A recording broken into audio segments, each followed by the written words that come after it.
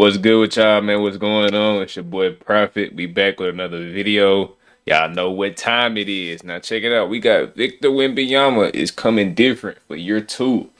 They done got Chris Paul, little old ass over there, so he might fuck around and do something this year. I ain't gonna lie. Victor Don't start, Wembanyama's got some don't start blowing up my phone, bro. It's too early for that, bro. big D&D. plan for year two in the NBA. And it's God not just damn. gaining 25 pounds this offseason. But yes, the kid is huge. From the draft to year one, he added 10 pounds to his body. Now, the NBA website's got him listed at 210. That needs an update because the Spurs training camp roster came out and he's a whopping 235 pounds. Dude, what did this kid do? Here we go.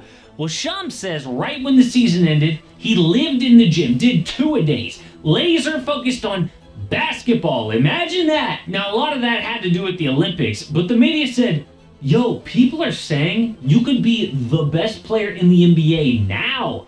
And what was his response? I just focus on, my actual responsibilities because I don't have any responsibility to any of you, really. So, Ha! Kid's like, to be honest, I don't care what any of you guys think. Oh, Perk thinks I'm gonna be great on ESPN? Great! On the flip side, you think about someone like Shaq. He was also a 7-footer who could do amazing things, spent 4 years in Orlando, but as soon as he got to LA at age 24, started rapping, getting into acting in movies. Yes, he won 4 championships, but people said he could have been the GOAT if he was focused. Wemby's 25 pounds is another sign of that. So what are the chances that Wemby makes that top 5 player leap this year? But the NBA preseason this year and the I'm not here for these ads, bruh. Respectfully, get your money, bro, but get back to the vid, bruh. to be his offense. Because FanDuel says the defense is already elite. Number 1 for Defensive Player of the Year preseason. This is such a big lead over second place Chet Holmgren. It's like if the Celtics played the Kings in the NBA Finals. And by the way, I think it's crazy that Gobert is so far down the list. Below Evan Mobley. People are just tired of voting for this dude. But the offense needs to get better. So last year, the Spurs had a little experiment. They started with Jeremy Sohan at point guard, Zach Collins at center. By the end of the year, though, all that changed. They moved Trey Jones to point, Collins got benched. The result was an increase in every stat, including league average from 3, Why did they have Jeremy Sohan at the point guard? which is huge. I mean, don't let these highlights get routine. Look at this. We've never seen anything like this before. But Wemby literally told us what he worked on offensively this summer. And this didn't get reported everywhere. But his potential is wild. I mean, as a rookie, 7'4" with guard skills. Oh, Bol can do it too, but not every night. Last year we saw Vic behind the back dribble to beat Damian Lillard, throw a lob to himself off the glass, insane blocks. That Statue of Liberty dunk over Derek White was alien. But Vic says he worked on fundamentals. Why? Because let his size be the mismatch and just do the little things to beat his opponent. But what does Chris Paul now mean to Wemby's growth? It's the biggest question in San Antonio right now. And a lot of people say, oh, CP went there to be a mentor, to teach the next generation on his way out. But actually, this isn't the end of Chris Paul's championship window. The reason is San Antonio promised him a starting spot. Trey Jones will go to the bench, and we've already seen what the CP-Wemby connection can be. In their first preseason game, the two got in their pick-and-roll action. So you mean to tell me Chris Paul is finna go to the Spurs and win a chip? It'll be a cold day in hell before that happens. Work the two-man game to a I'm talking about a sweet cold one. lob. Chris loves a center. It's what people said when he went to Phoenix. Remember that? What's he going to be for DeAndre Ayton? And Ayton's not even a factor anymore in Portland, but somehow got a max contract in Phoenix. Oh, Chris Paul had a lot to do with that. Tyson Chandler put up career numbers back in 2008.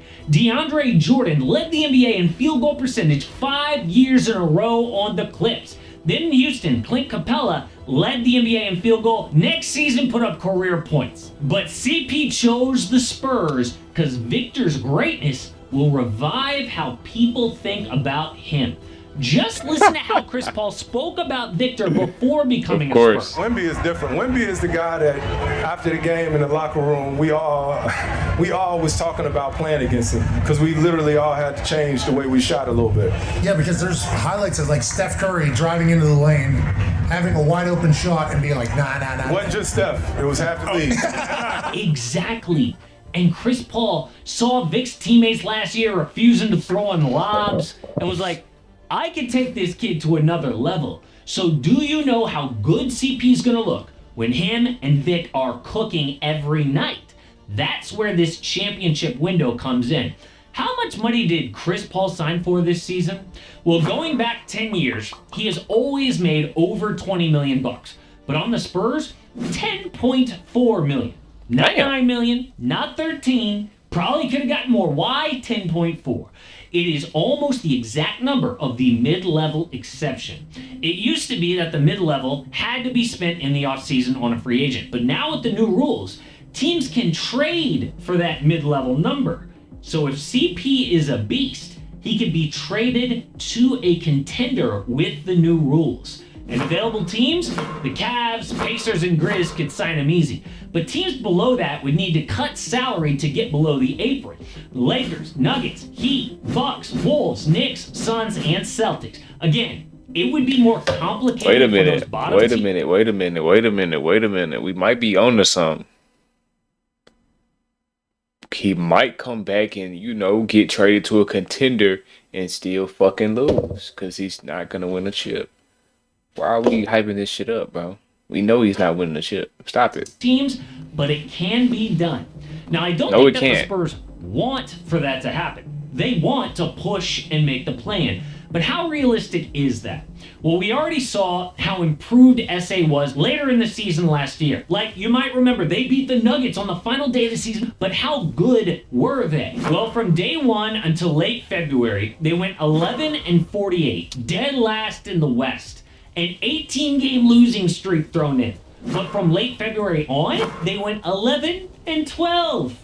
Decent, but good for 11th in the West. If you extrapolate that win percentage for a whole year, they're still 12th place. They were improved, but not that improved. I think if the Spurs are losing by the trade deadline, they're going to trade Chris Paul for a draft pick and go for Cooper Flag.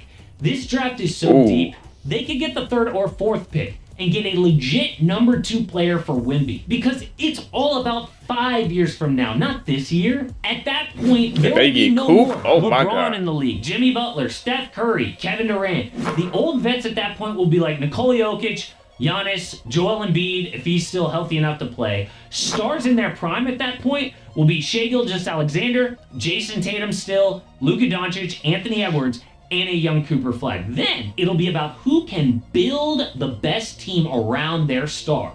Who can navigate this new CBA to create a dynasty. So until then, maybe Victor can win a Defensive Player of the Year or 2, maybe an MVP.